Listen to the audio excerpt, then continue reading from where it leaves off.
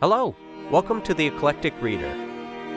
Listen to great books and stories while you use your eyes and hands for other things. Now here's your host, Madison Mason. Hi there, it's Madison Mason. Welcome back to the Great Quarry Boys. We're up to chapter 32 now, and on we go.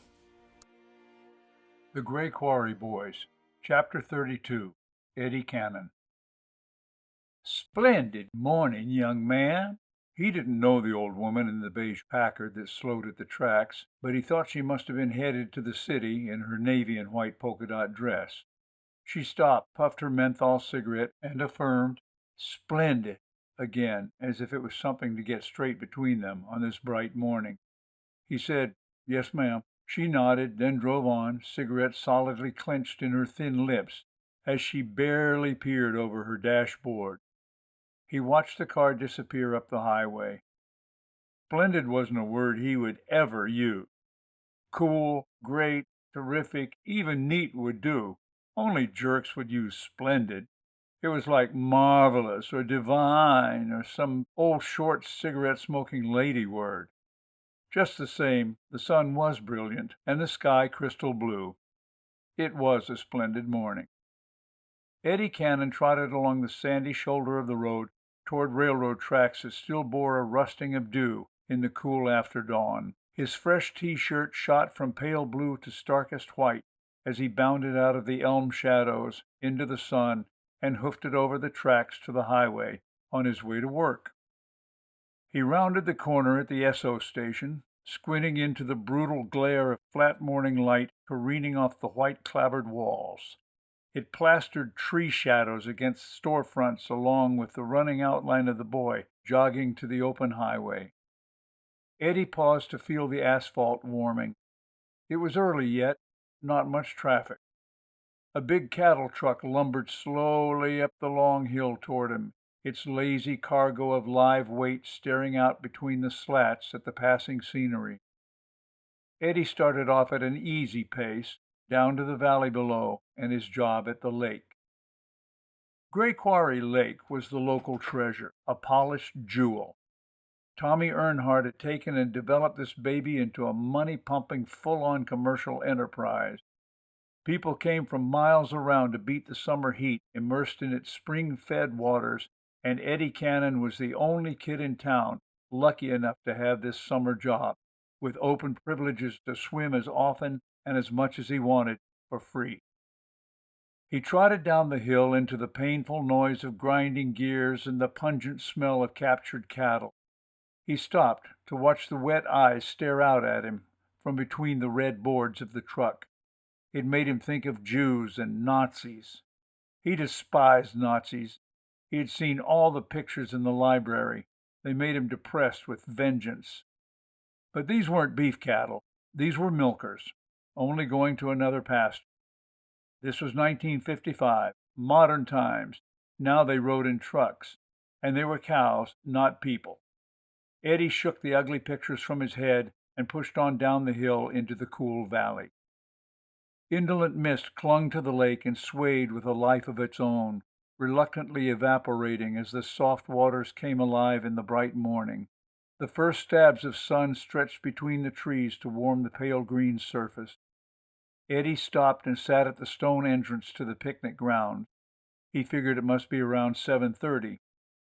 He was right. At that precise moment, Tommy Earnhardt's fire engine red Cadillac convertible sprayed the gravel of the parking lot, bearing down on him like a giant metal shark, grinning a mouthful of bright chrome teeth. Its illegal truck horns blared stinging and loud, hidden safe under the vast expanse of hood. Tommy was never late. "God damn, what a beautiful fucking day!" he hollered. The massive car crunched to a dusty halt inches from Eddie's kneecaps. The top slowly climbed skyward and descended onto the windshield. Chrome-edged glass slowly filled the hole in the driver's door. Tommy's round red face laughed with gusto as it rose from the car, followed by the rest of his imposing bulk. Tommy needed a big car. He was a big man. He stretched his arms to his sides as if lying about a fish, and inhaled all the morning air. It rushed back out of him like steam from a valve. Tommy roared lion style, and the sound reverberated off the hills across the lake. "Shit, what do you say, Eddie? Ain't this great? Hell yeah! Let's make some money!" He grinned, and Eddie grinned back. Tommy could make anybody smile. He unsnapped the enormous collection of keys from his cowboy belt and opened the chain-link gate. The fat man thudded down the damp stone steps to the concession stand. Tommy Earnhardt had bought the lake several years earlier and planned to seed it for fishing. But Rosa Sharon Murphy, his then and no longer wife, had talked him into putting some real money into it, so he built a concrete wall at one end with a spill-off, constructed a double-level diving platform in the deep end, then made a boardwalk along the shallow end, and put in a sand beach and waiting area for the kiddies. Next, he put up a big float in the middle with a diving board and a 20-foot water slide. Then a smaller water slide again for the kiddies. Then another beach on the other side, and finally showers, dressing rooms, concession stand, jukebox, dance area for the teenagers, and picnic grounds for the whole family. Well, he opened on 4th of July with fireworks and free barbecue, and the people just kept coming. And except for rain, he never had a bad day at the lake. It was great. It was like owning a slot machine, he would always say. Gray Quarry Lake provided fun for everyone. A meeting place for the young kids, relief from the heat, and a steady summer job for Eddie Cannon. And now he set to work. Tommy swung open the big wooden panels that closed off the concession area and fastened them to the roof beam for the day. Eddie hoisted bottle crates and set off around the lake picking up empties. Pepsi, Knee-High, Orange Crush, Hires, Dr. Pepper before it was marketed nationally, Cheerwine, still not marketed nationally, and of course Coke bottles. He wasn't halfway to the boardwalk when both cases were full. He lugged them behind the concession stand, stacked them up, and headed out with more. He was starting to sweat, and the sun wasn't even high up yet. He stooped and picked his way around to the boardwalk, wondering why people couldn't just put their bottles in the cases instead of leaving them lying everywhere, when he heard yelling and cursing on the other beach. He looked across the lake. Tommy was hopping up and down, banging the sand with a shovel, yelling, "Come here! Come here!" Eddie dropped the crate and ran across the wet boards to Tommy, who raised up even redder in the face, grinning. "Here, look at this sumbitch!" He chuckled and threw something. Eddie darted quickly to one side as a long dead water moccasin flopped down beside him, still wiggling. It gave Eddie the oogie shivers, and he jumped back, repulsed and scared. He had that feeling people get when they come across a bad accident on the highway. They want to see, but don't at the same time. It was a good 2.5 feet long, easy. Tommy had bashed its head in. It was harmless now, but Eddie didn't trust it just the same. People had died snake bit. "It was right there, pretty as you damn please," Tommy laughed and pointed at the exact spot where Eddie had leaned down to pick up a brown Orange Crush bottle while thinking of Valerie. "Good thing you didn't step on it. You better go throw it behind the building." Eddie took the shovel and started to scoop it up, but Tommy laughed, grabbed it by the tail, and walked away to the concession stand, cracking it like a bullwhip and singing in a key only he recognized. "Ha! Mule train, clippity-clopping over hill and plain." Eddie's abdomen tightened, and he looked cautiously around the grounds. Snakes often came out of the woods to sun on the beach, and he hated them. It gave him chills, and he tried to think of Valerie again. Valerie Sands owned his dreams all through the night and held control of his waking mind every morning. He knew it was hopeless.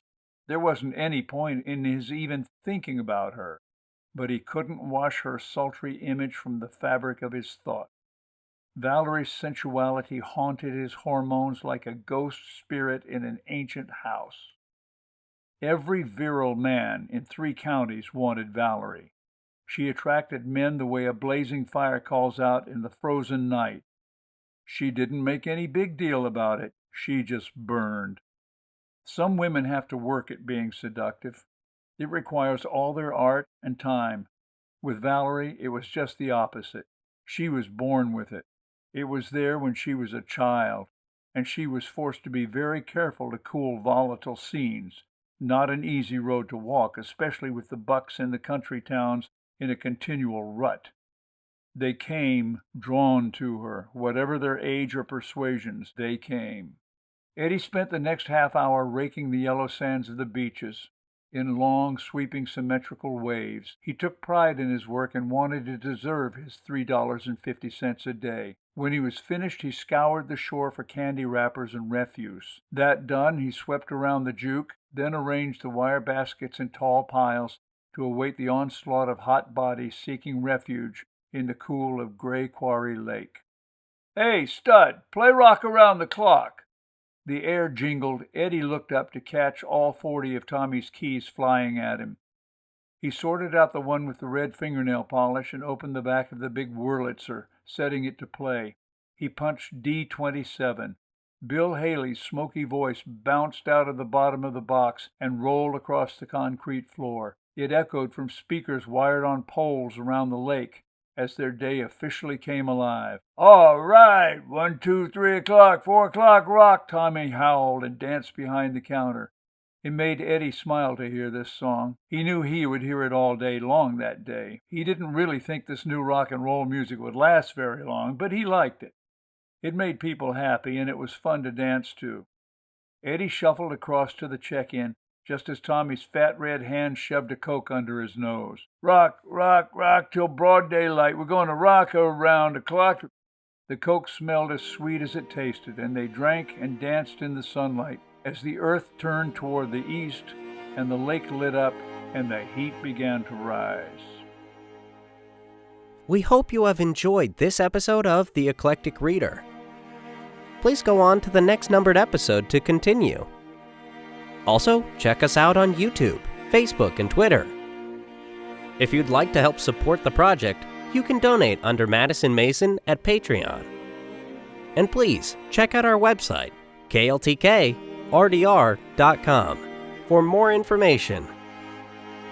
Hi, this is Madison Mason. I want to personally thank you for listening to The Eclectic Reader and invite you to share your experience, your thoughts, and your suggestions. We have many great books lined up for the future, but if you have requests for anything that is in the public domain, please email us at kltkrdr@gmail.com. kltkrdr@gmail.com